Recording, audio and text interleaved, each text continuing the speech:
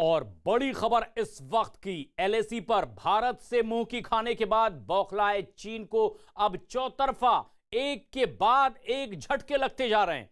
LAC पर भारत के हाथों फिंगर 4 की कई चोटियां गंवाने के बाद अंतरराष्ट्रीय स्तर पर भी अब चीन बेनकाब होता जा रहा है। अमेरिका और ब्रिटेन के मीडिया में बेनकाब होने के बाद अब चीनी राष्ट्रपति शी जिनपिंग की पूर्व सहयोगी ने भी जिनपिंग की पोल खोल दी है। अमेरिकी मीडिया ने कहा, जहां लद्दाख में चीनी सेना को नाकाम बताया है, तो वहीं ब्रिटिश मीडिया ने जिनपिंग को निशाने पर लेते हुए कहा कि जिनपिंग चीन को अब आग में धकेलने की कोशिश कर रहे हैं, जबकि उसकी पूर्व सहयोगी केई शिया ने जिनपिंग को माफिया बॉस कहा है और चीन की हत्या करने का भी आरोप शी जिनपिंग पर लगाया। दुनिया में चौतरफा गिरता जा रहा है शी जिनपिंग और चीन भी, लेकिन चीनी राष्ट्रपति शी जिनपिंग को एक और बड़ा झटका इस बीच लग रहा है। कम्युनिस्ट पार्टी के साथ काम करने वाली शी जिनपिंग की पूर्व सहयोगी केई शिया ने बताया है कि राष्ट्रपति एक माफिया बॉस की तरह व्यवहार करके उनके देश को यानी कि चीन को और उनकी कम्युनिस्ट पार्टी की हत्या कर रहे हैं। केई शिया को हाल ही में कम्युनिस्ट पार्टी से भी निकाल दिया गया था और इसके बाद उन्होंने राष्ट्रपति शी जिनपिंग की कारगुजारियों का पर्दाफाश किया है। केई शिया का जिनपिंग को माफिया बॉस बताने वाला एक ऑडियो लीक हुआ है, जिसके बाद जिनपिंग की तरफ से उन पर कार्रवाई की गई और ब्रिटिश अखबार को दिए अपने एक इंटरव्यू में शिया ने बताया है कि वो अब चीन से बाहर हैं और उन्हें उम्मीद है कि चीन में एक दिन लोकतंत्र जरूर आएगा। और ऐसे में जबकि भारत के साथ भिड़ने की कोशिश में चीन चौतरफा गिर रहा है, अब दुनिया के कई देश उसके झूठ को बेनकाब कर रहे हैं और उसकी एक साथी ने भी अब चीन का एक ऐसा ही झूठ बेनकाब किया है, पर्दाफाश किया है। ये चीन के राष्ट्रपति शी जिनपिंग की ही सहयोगी रही हैं और उन्होंने ही बताया कि एक माफिया की तरह शी जिनपिंग अपने देश में पेश आ रहे हैं और वो लगातार आग में झोंक रहे हैं अपनी देश को, और ना सिर्फ अपने देश की बल्कि अपनी पार्टी यानी कि कम्युनिस्ट पार्टी की हत्या की कोशिश में लगे हुए हैं।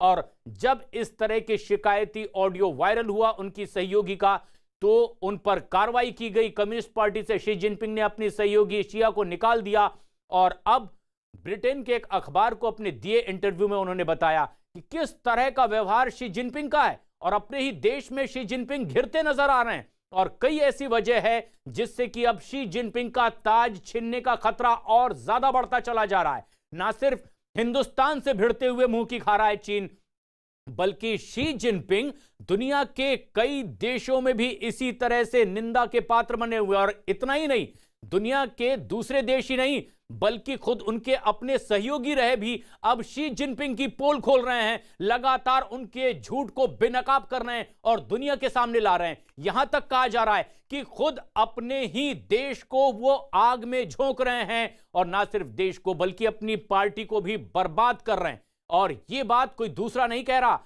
बल्कि खुद शी जिनपिंग की बेहद करीबी रही, उनकी सहयोगी रही, उनकी पार्टी में शामिल रही शिया ये बात कर रही है, ये राज फाश कर रही है। और ब्रिटेन के अखबार को दिए एक इंटरव्यू में ये बात साफ तौर पर कही गई है। और ये वो तस्वीर जहां फिंगर 8 को लेकर विवाद, लेकिन भारत की स्थिति यहां पर मजबूत, कई चोटियों पर भारत के जांबाज जवानों का कब्जा। ऐसे में जो चीन यहां बेस कैंप बनाने में लगा हुआ था वो अब बैकफुट पर है। दुनिया के कई देश चीन की इस हरकत को गलत करार दे रहे हैं और अब सिर्फ दूसरे देश ही नहीं बल्कि उनके अपने साथी भी उन्हें निशाने पर ले रहे हैं। और इसीलिए माना जा रहा है कि क्या जिनपिंग का काउंटडाउन शुरू हो चुका है, क्या दुनिया के निशाने पर आए शी जिनपिंग का वक्त बहुत जल्द खत्म होने वाला है, क्योंकि यह तस्वीर भी उसकी वानगी है। यह तस्वीर है फिंगर 8 तक के उस मानचित्र की, मैप की, जहां अब पूरी मुस्तैदी से आईटीबीपी के जवान डटे हुए हैं, भारतीय सेना के जवान डटे हुए हैं। और ये बेस कैंप देखिए इन तस्वीरों के जरिए। लेकिन सिर्फ भारत ही जवाब नहीं दे रहा, उनके अपने साथी भी अब उन्हें जवाब दे रहे हैं। कुछ लोगों को इस साफ गोई के लिए उन्होंने बाहर निकाल दिया, लेकिन अब पूरी दुनिया जान रही है कि शी जिनपिंग आखिर अपने देश में क्या कर रहे हैं। ना सिर्फ वो गलत कदम उठा रहे हैं जिससे दूसरे देश परेशान हो, बल्कि उनके अपने देश के लोग भी परेशान होते जा रहे हैं। और इसी कड़ी में अमेरिकी मीडिया ने भी चीन की पोल खोलते हुए साफ कह दिया है कि एलएसी पर भारत के मुकाबले चीन की सेना पूरी तरह से फ्लॉप साबित हुई है। चीनी राष्ट्रपति शी जिनपिंग को एलएसी विवाद पर जिम्मेदार माना गया है और अमेरिका के अखबार न्यूज़वीक ने लिखा है कि जिनपिंग ने भारतीय क्षेत्र में घुसपैठ करके अपने ही भविष्य को खतरे में डाल दिया है और उनकी सेना यानी कि पीएलए लद्दाख में बुरी तरह से नाकाम हुई है। अमेरिका के इस अखबार ने साफ तौर पर विस्तार से लिखा है कि साल 2012 में जिनपिंग के कम्युनिस्ट पार्टी का महासचिव बनने के बाद से ही भारतीय सीमाओं पर चीन की घुसपैठ बढ़ती चली गई और अखबार ने साफ तौर पर लिखा कि करीब 45 साल के बाद 15 जून को चीन की सेना ने गलवान घाटी में घुसपैठ करके भारत को चौंका दिया और करीब 20 भारतीय सैनिक इसमें शहीद हुए थे। लेकिन एक बड़ा राज फाश किया है अमेरिका के इस अखबार ने और उसने कहा है कि भारत के जवानों ने भी जो पलटवार किया है उसमें चीन के 60 सैनिक मारे गए हैं, मौत के घाट उतारे गए। और यह बात भारत पहले से भी कहता रहा है कि भारत से भिड़कर बड़ा नुकसान चीन ने मोल लिया, लेकिन वो इसे झूठ कहता रहा। लेकिन अब दुनिया के दूसरे देश उसके इस झूठ पर से पर्दा हटा रहे हैं। और अखबार ने यह भी लिखा, जो अमेरिका से प्रकाशित हुआ, कि पिछले महीने की शुरुआत में आधी शताब्दी में पहली बार भारत ने चीन के खिलाफ आक्रामक रवैया अपनाया है और ऊंचाई वाले ठिकानों पर अब अपना कब्जा जमाया है और चीन के कब्जे से इन्हें छीन लिया है। दक्षिण के 3 विवादित क्षेत्रों में अब छिन जाने के बाद चीन के सैनिक अब बैकफुट पर हैं और भारतीयों को रोकने की कोशिश कर रहे थे, लेकिन पूरी तरह से वो नाकाम रहे हैं। और ये सिर्फ भारत नहीं कह रहा, ये बात तो भारत लगातार बताता रहा जो हकीकत है, लेकिन अमेरिका के अखबार ने भी अब ये बात सामने लाई है और चीन को एक बार फिर से बेनकाब किया है कि किस तरह से लगातार पैंगोंग और गलवान में घुसपैठ की कोशिश में नाकाम हुआ है चीन और भारत के जांबाज जवानों ने मुंहतोड़ जवाब भी दिया है। एलएसी विवाद को लेकर के सीधे शी जिनपिंग को जिम्मेदार ठहराया है अमेरिका की इस मीडिया ने और चीन की पोल खोलते हुए कुछ और बातें सामने रखी है। सबसे बड़ी बात यह कि 20 जवान जहां मां भारती की रक्षा में शहीद हो गए, वहीं चीन के 60 सैनिक भी मारे गए थे, जिसे चीन छिपाता रहा है। लेकिन सिर्फ इतना ही नहीं, ब्रिटिश मीडिया ने भी शी जिनपिंग पर सीधे निशाना साधा है और ब्रिटिश मीडिया ने यह लिखा है कि जिनपिंग को आग की तरफ धकेलने के लिए वो खुद जिम्मेदार हैं, जिस तरह से वो अपने देश को बर्बाद करने पर तुले हुए हैं। ब्रिटिश मीडिया में कहा जा रहा है कि शी जिनपिंग को ताकत मिलने से देश बर्बादी की तरफ बढ़ता चला जा रहा है और कम्युनिस्ट पार्टी के प्रमुख बनने के बाद से ही वो देश की बजाय अपनी ताकत दिखाने में लगे हुए हैं। और ये बड़ा पर्दाफाश दूसरे देशों की मीडिया में, अमेरिका और ब्रिटेन की मीडिया में जो बातें सामने आई है उसके हवाले से ये एक बड़ी खबर कि सीधे तौर पर शी जिनपिंग को जिम्मेदार माना गया और कह दिया गया कि अपने देश की इस बर्बादी की हालत के लिए जिनपिंग सीधे जिम्मेदार हैं। लेकिन इस वक्त आ रही है एक और बड़ी खबर। चीन के राष्ट्रपति शी जिनपिंग का ताज अब खतरे में पड़ता नजर आ रहा है। कोरोना वायरस पूरी दुनिया के लिए मुसीबत बना हुआ है, लेकिन इस सब की वजह चीन रहा है। कोरोना वायरस की वजह से चीन के सर्वोच्च नेता शी जिनपिंग की कुर्सी भी अब खतरे में पड़ रही है और वो लगता है उनके हाथ से जाने वाली है। और इसकी वजह बनने वाली है वर्ल्ड हेल्थ असेंबली की नवंबर 2020 में आने वाली एक जांच रिपोर्ट। दरअसल इस जांच रिपोर्ट में पूरी दुनिया में कोरोना वायरस फैलाने की हकीकत कैद है और जानकारों का यह मानना है कि इस रिपोर्ट के आते ही शी जिनपिंग से उनका ताज छिन जाएगा, जिसका वो लगातार दम भरते रहे हैं।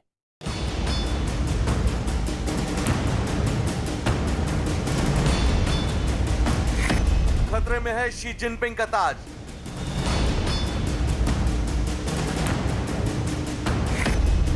शी जिनपिंग के खिलाफ विद्रोह की तैयारी।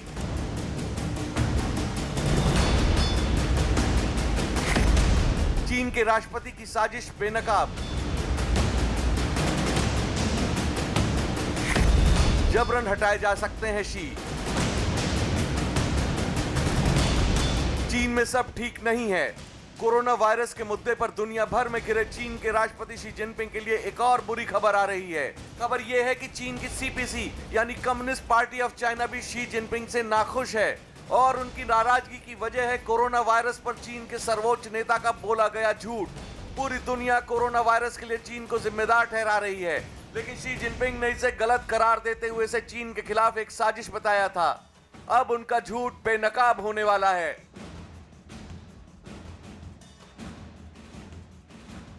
दरअसल दुनिया में कोरोना वायरस के फैलने की जांच कराने के लिए वर्ल्ड हेल्थ असेंबली के 137 सदस्य देशों ने इसके पक्ष में वोट डाला था। अब यह जांच पूरी हो चुकी है और नवंबर 2020 में इसकी रिपोर्ट पेश की जाने वाली है। न्यूजीलैंड की पूर्व प्रधानमंत्री हेलन क्लार्क और लाइबेरिया के पूर्व राष्ट्रपति एलन जॉनसन सरलीफ इस रिपोर्ट को पेश करने वाले हैं। लेकिन इस रिपोर्ट के आम होने से पहले ही चीन में शी जिनपिंग के लिए मुश्किलें बढ़नी शुरू हो गई हैं। ब्रिटेन के एक रक्षा विशेषज्ञ निकोलस ड्रुमांड के मुताबिक इस रिपोर्ट में चीन के सर्वोच्च नेता शी जिनपिंग के लिए बुरी खबर बंद है। निकोलस ड्रुमांड के मुताबिक चीन को नवंबर 2019 तक मालूम हो गया था कि वो एक गंभीर समस्या से जूझ रहे हैं, लेकिन उन्होंने दुनिया को 22 जनवरी तक इसके बारे में नहीं बताया। अगर शी जिनपिंग सामने आकर ये बता देते कि ये गंभीर है और आपको लॉकडाउन करना पड़ेगा तो हम ये करते, लेकिन चीन ने 2 महीने तक दुनिया से ये जानबूझकर छिपाए रखा ताकि वो महामारी के दौरान आर्थिक तौर पर मजबूत हो जाए। कोरोना वायरस को लेकर चीन पूरी दुनिया में बदनाम है और इसी मुद्दे पर वो पूरी दुनिया में अलग थलग भी पड़ चुका है। शी के बोले गए झूठ ने चीन की अर्थव्यवस्था को भी खासा नुकसान पहुंचाया। लिहाजा चीन की कम्युनिस्ट पार्टी शी पर दबाव बना सकती है कुर्सी छोड़ने का, और अगर शी ने कुर्सी नहीं छोड़ी तो उनको जबरन हटाया भी जा सकता है। कह सकते हैं कि शी जिनपिंग का ताज अब खतरे में है और उनकी कुर्सी कभी भी जा सकती है। लेकिन अगर शी अपनी कुर्सी बचा पाने में कामयाब भी रहे तो वो विद्रोह का कैसे सामना करेंगे? कोरोना वायरस को लेकर पूरी दुनिया में चीन की बदनामी हुई और अब इस मुद्दे पर चीन दुनिया में अलग थलग पड़ चुका है। शी जिनपिंग के झूठ के बाद चीन की अर्थव्यवस्था को काफी नुकसान भी उठाना पड़ा है। लिहाजा चीन की कम्युनिस्ट पार्टी भी शी जिनपिंग पर उनके पद से इस्तीफा देने के लिए दबाव बना सकती है, और अगर वो इस्तीफा देने से मना करते हैं तो उन्हें जबरन उनके पद से हटाया भी जा सकता है। यानी शी जिनपिंग का ताज खतरे में है और उनकी कुर्सी कभी भी छिन सकती है। अगर शी जिनपिंग किसी तरह अपनी कुर्सी बचा भी लेते हैं तो चीन में उनके खिलाफ विद्रोह भड़क सकता है।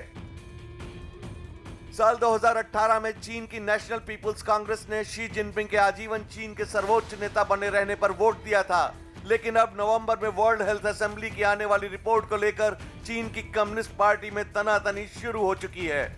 जानकारों का भी मानना है कि इस रिपोर्ट के आने के बाद शी जिनपिंग की मुसीबतें बढ़ने वाली हैं।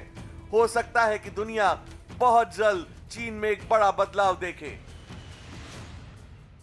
बहुत जल्द शी जिनपिंग का यह ताज छिन सकता है और उसकी बहुत सी वजह है, क्योंकि चौतरफा गिर रहा है पूरी दुनिया में चीन। हिंद महासागर में चीन की बढ़ती गतिविधियों के बीच अमेरिका ने चीन को एक और बड़ा झटका दिया है। हिंद महासागर में शांति और सुरक्षा के लिए अमेरिका ने मालदीव के साथ एक बड़ा रक्षा सौदा किया है। अमेरिका के दक्षिण पूर्व एशिया के लिए उप सहायक रक्षा मंत्री और मालदीव की रक्षा मंत्री ने रक्षा समझौते पर हस्ताक्षर किए हैं। हिंद महासागर में मालदीव और दूसरे देशों के रिश्ते भी भारत और चीन दोनों के लिए बेहद अहम है। ऐसे में यह रक्षा सौदा चीन के लिए एक बड़ा झटका माना जा रहा है और इस पूरे इलाके में रणनीति के तहत भारत ने भी मालदीव को आर्थिक पैकेज दिया है। हिंद महासागर में मालदीव, श्रीलंका और बांग्लादेश की भी बेहद अहम भूमिका है और यह रक्षा सौदा एक बड़ा झटका चीन के लिए साबित होगा, क्योंकि चीन की घेराबंदी के लिए अब इधर भारत ने भी नई रणनीति बनानी शुरू कर दी है और चीन को घेरने के लिए भारत अब रूस, ब्रिटेन और वियतनाम से भी रक्षा सहयोग समझौता करने की योजना बना रहा है। लेकिन इससे पहले भारत जापान के साथ पहले ही रक्षा समझौता कर चुका है और इस समझौते से भारत इन देशों के साथ रक्षा सुविधा का इस्तेमाल करेगा।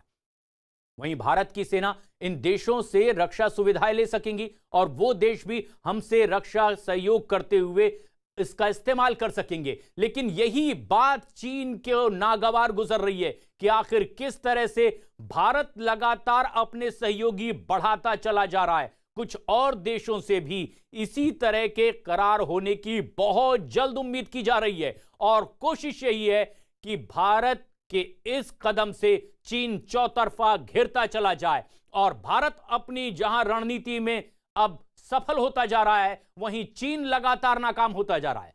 उधर लद्दाख में पिछले 3 महीने से एलएसी पर तनाव के हालात बने हुए हैं। गलवान घाटी में भारत से मुंह की खाने के बाद अब चीन इस कदर तिलमिलाया हुआ है कि बार बार भारतीय सीमा पर कब्जे की साजिश रचता चला जाता है।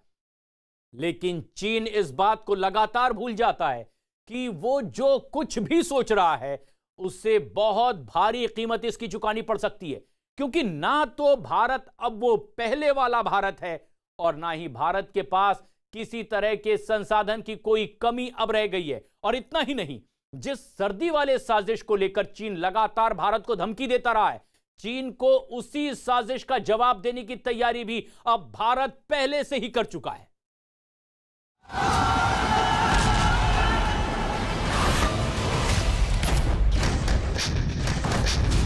न्यूज 18 इंडिया की सुपर एक्सक्लूसिव खबर। सर्दियों में चीन को मुंह तोड़ जवाब देने की तैयारी।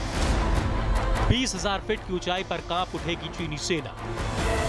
ग्राउंड जीरो से इस वक्त न्यूज 18 के पास बहुत बड़ी खबर आ रही है। चीन के किसी भी चुनौती का जवाब देने के लिए भारतीय सैनिकों ने अपनी तैयारी पूरी कर ली है। इतना ही नहीं, भारतीय सेना लद्दाख सेक्टर में आने वाली कड़कड़ाती सर्दियों के लिए भी पूरी तरह से तैयार है। सूत्रों के हवाले से बड़ी खबर यही है कि चीन की हर चाल का जवाब देने के लिए भारतीय फौज ने एड़ी चोटी का जोर लगा दिया। हर हालात का मुकाबला करने के लिए एलएसी पर भारतीय जांबाज तैनात। सर्दी से मुकाबला करने के लिए 35,000 जवानों की तैनाती। भारत की अनुभवी फौज चीन के सैनिकों को करेगी चित। जिन बर्फीले इलाकों के लिए चीन अपने सैनिकों को तैयार कर रहा है, उन इलाकों में भारतीय सैनिकों के हुनर का कोई मुकाबला नहीं है।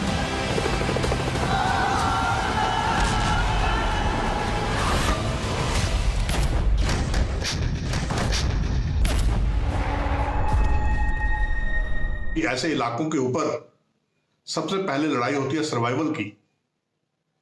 जो सेना वहां पर सर्वाइवल की लड़ाई जीत जाएगी, वही सेना वहां पर टिक सकती है। चीनी सेना ने अभी तक कभी भी ऐसी ऊंचाई वाली पहाड़ियां नहीं देखी हैं। वहां पर लड़ना तो क्या, उन्होंने युद्ध अभ्यास भी बहुत कम किए होंगे ऐसी ऊंचाइयों के ऊपर। खासकर सियाचिन, यहां कहते हैं ओनली ईगल्स डेयर। बहुत ही दृढ़ शक्ति और फौलादी तन और मन वाले सैनिक ऐसी जगहों पर जी सकते हैं, जिसके लिए भारतीय सेना अपने सैनिकों को तैयार करती है।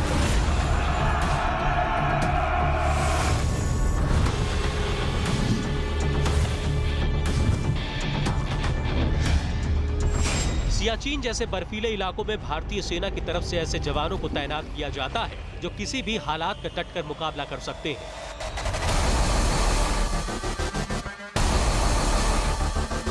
ये जवान दिमागी तौर पर इतने मजबूत होते हैं कि किसी भी तरह के हालात इनका मनोबल नहीं तोड़ सकते। एलएसी पर तनाव के बीच न्यूज 18 की टीम ग्राउंड जीरो से आपको पल पल की खबरें दे रही है। और सूत्रों के मुताबिक इस वक्त की सबसे बड़ी खबर यही आ रही है कि जो चीन पूरी सर्दियों में भारत के खिलाफ डटे रहने की बात कह रहा है, भारत ने इसी चीन को सबक सिखाने के लिए जांबाजों की एक ऐसी टोली तैयार की है जो कि अपने अनुभव और रणकौशल के चलते चीन के किसी भी मंसूबे को आसानी से ध्वस्त करने के लिए तैयार है। इसके ठीक उलट चीन की पीपल्स लिबरेशन आर्मी ने पूर्वी लद्दाख में जिन सैनिकों की तैनाती की है, वो चीन के अनिवार्य भर्ती कार्यक्रम के तहत सिर्फ 2 से 3 साल के लिए सेना में आए।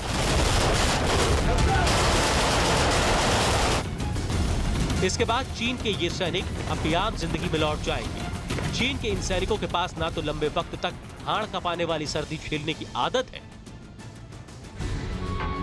और ना ही भारतीय सैनिकों के मुकाबले चीन के सैनिकों का मनोबल ही मजबूत है।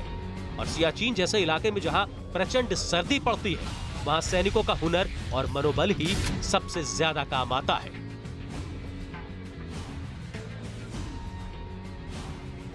ऐसे एल्टीट्यूड के ऊपर बुलेट भी अलग से बिहेव करती है, जिसे बुलेट ड्रैग के नाम से कहा जाता है। टैंकों और गाड़ियों का इंजन स्टार्ट होने में बहुत दिक्कत पेश आती है।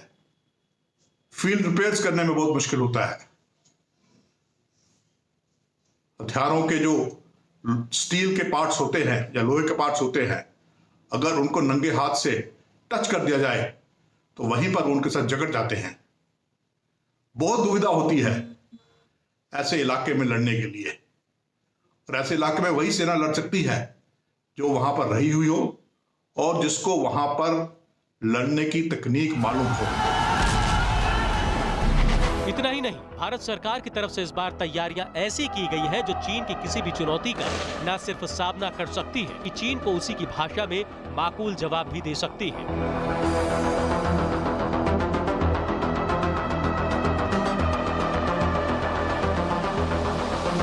ग्राउंड जीरो से एक बड़ी खबर यह भी आ रही है कि सभी सैनिकों को प्रचंड ठंड से बचने के लिए पोर्टेबल केबिन दिए गए हैं।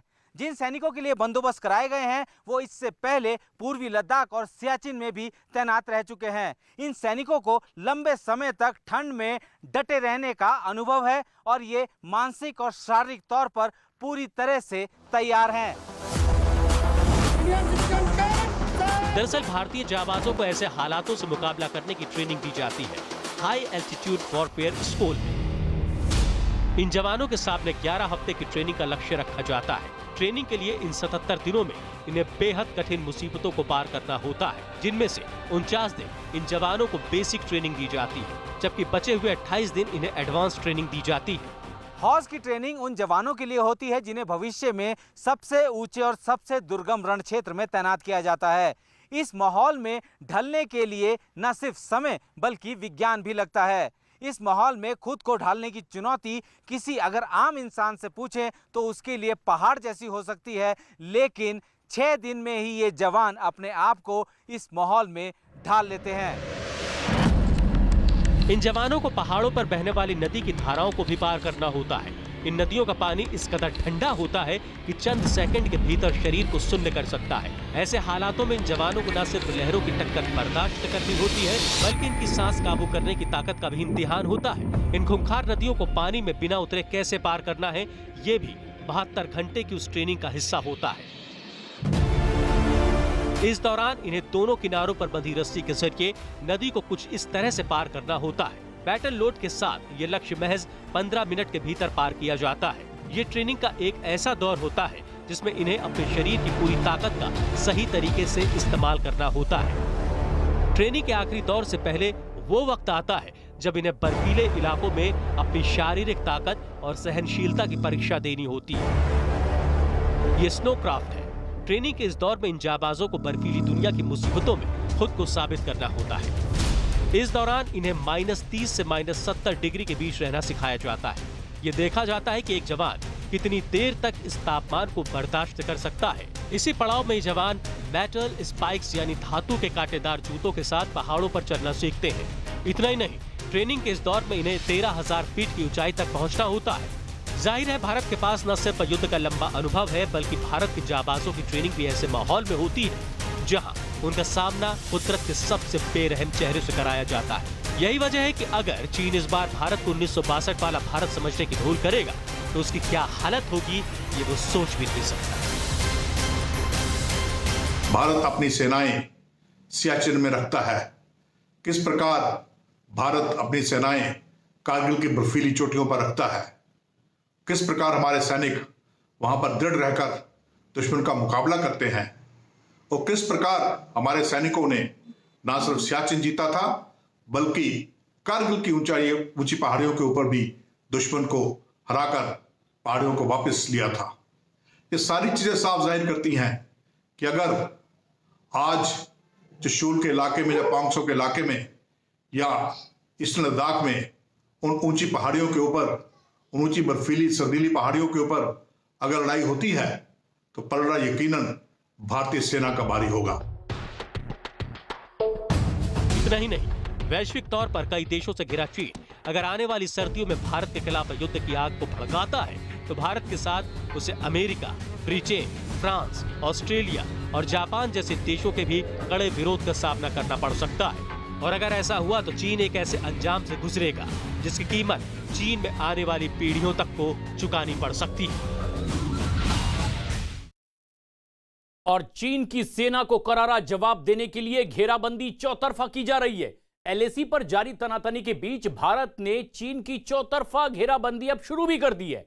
एक और लद्दाख में एलएसी पर भारतीय सेना ने पैंगोंग के दक्षिणी इलाके में कई पहाड़ियों पर अपना कब्जा जमा लिया है और चीन को बैकफुट पर धकेल दिया है।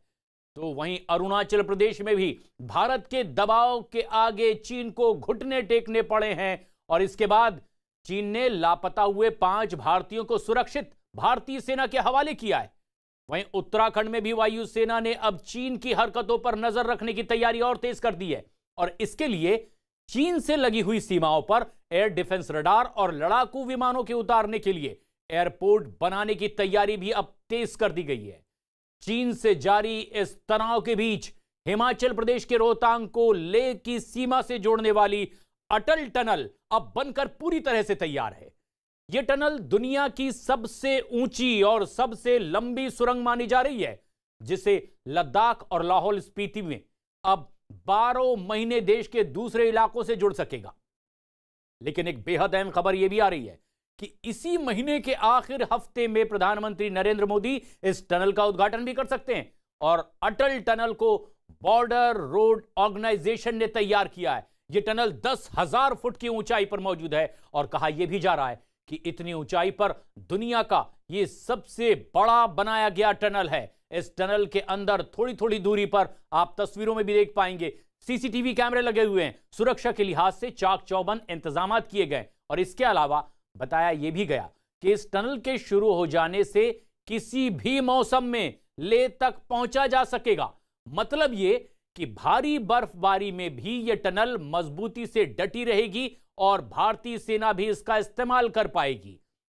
लेकिन इतना ही नहीं, इस टनल का इस्तेमाल जब सेना करेगी तो एक बड़ी मदद सेना को इससे मिलेगी, क्योंकि इसके जरिए मनाली से लेह की दूरी तकरीबन 46 किलोमीटर तक सीधे सीधे कम हो जाएगी और सेना बर्फबारी के बीच भी बेहद आसानी से एलएसी तक पहुंच पाएगी। और इतना ही नहीं, इस टनल के जरिए सीमा पर किसी भी तरह का सामान पहुंचाना अब और ज्यादा आसान होगा।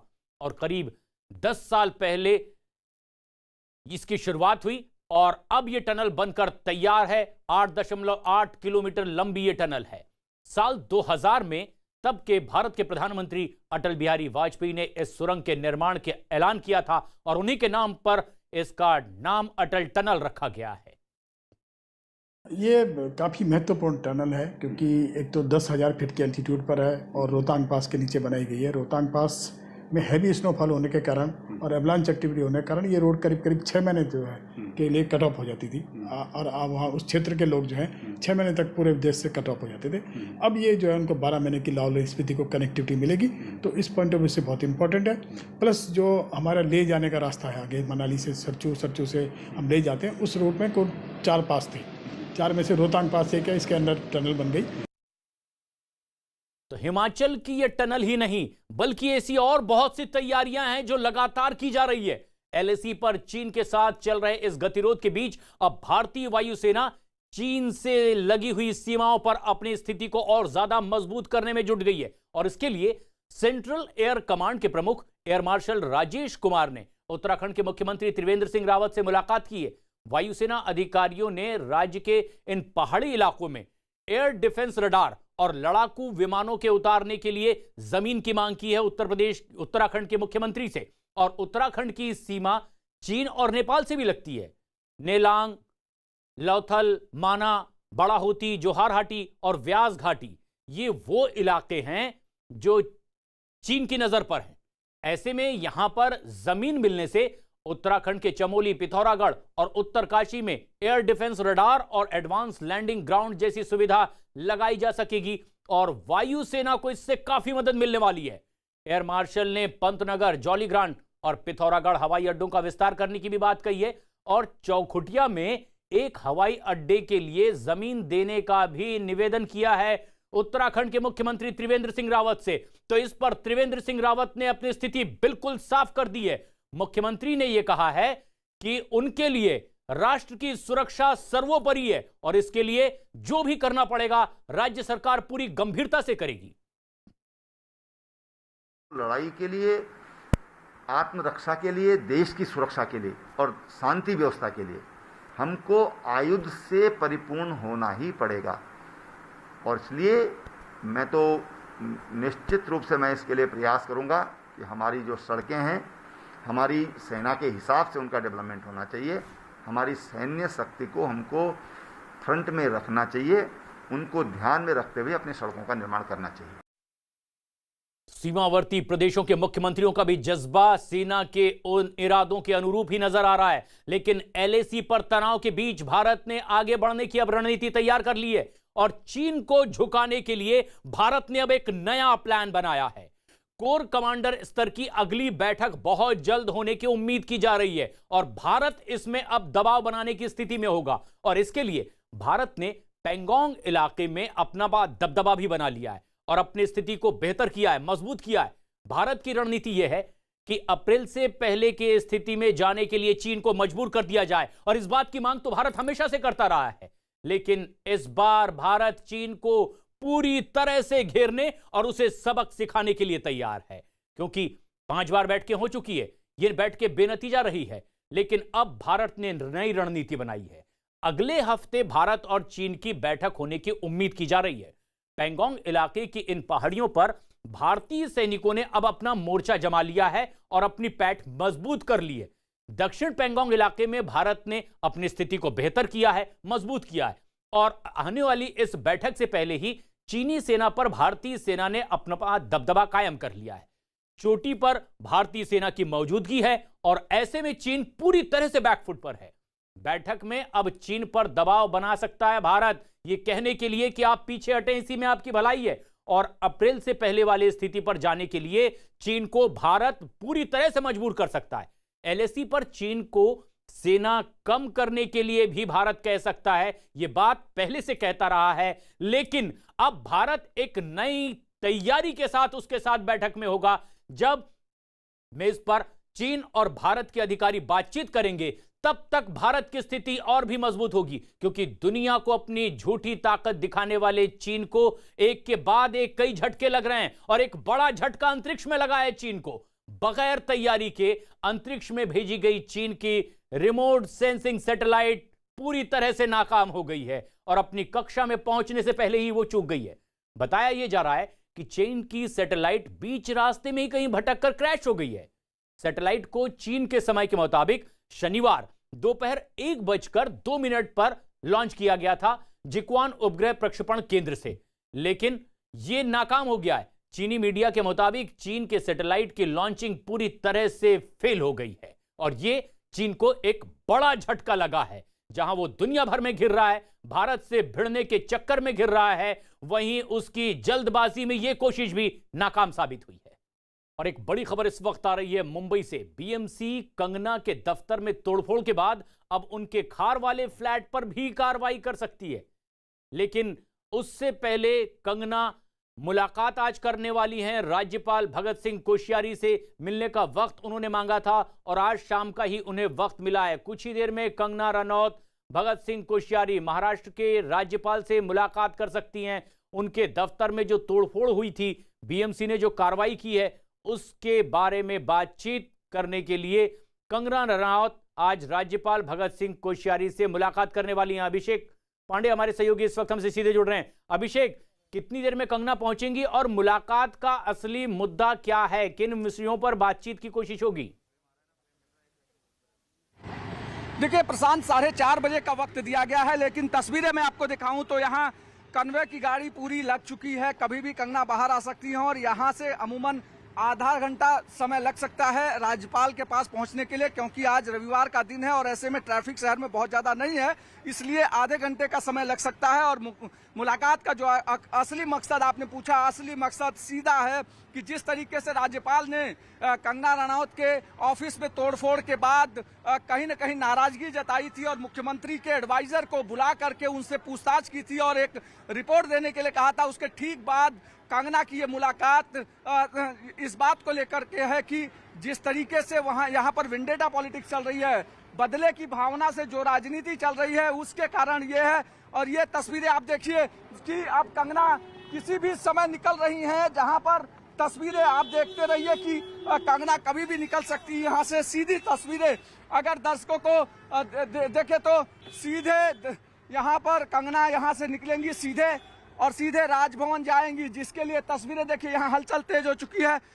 गाड़ियां सब उनकी बिल्डिंग के बाहर पहुंच चुकी हैं और कभी भी यहाँ से गाड़ी मूव करेगी कंगना को लेकर के। ये देखिए गाड़ियां निकली, यहाँ से गाड़ी निकली है कंगना को लेकर के, और ये देखिए कंगना की गाड़ी पीछे पीछे जा रही है और मैं भी इसके ठीक पीछे पीछे चल रहा हूँ, क्योंकि यहाँ पर जिस तरीके से कंगना सीधा कंगना यहाँ पर कंगना की गाड़ी निकल चुकी है और राजभवन के लिए सीधा गाड़ी निकली है, क्योंकि राजभवन यहाँ से करीब आधे घंटे की दूरी पर है। और मैं सीधी तस्वीर अगर आपको दिखाऊं तो की गाड़ी आ रही है, यहाँ से वो सीधे राजभवन के लिए निकलेंगे और खासा कंगना के साथ, चूंकि Y+ सिक्योरिटी होने के कारण यहाँ पर कंगना को सिक्योरिटी में रखा गया और उनका पूरा रूट डिसाइड किया गया है। और ये तस्वीरें अगर मैं आपको दिखाऊं तो यहाँ से कंगना की गाड़ी निकल रही है सीधे राजभवन के लिए, और जहां पर राजभवन में बिल्कुल राज्यपाल से वो मुलाकात करेंगी। 4:30 बजे के बिल्कुल का वक्त राजभवन में दिया गया है कंगना के लिए, जहां पर तो अपडेट्स आपसे लेते रहेंगे। कंगना की मुलाकात होने वाली है महाराष्ट्र के राज्यपाल भगत सिंह कोश्यारी से बस कुछ ही पलों में।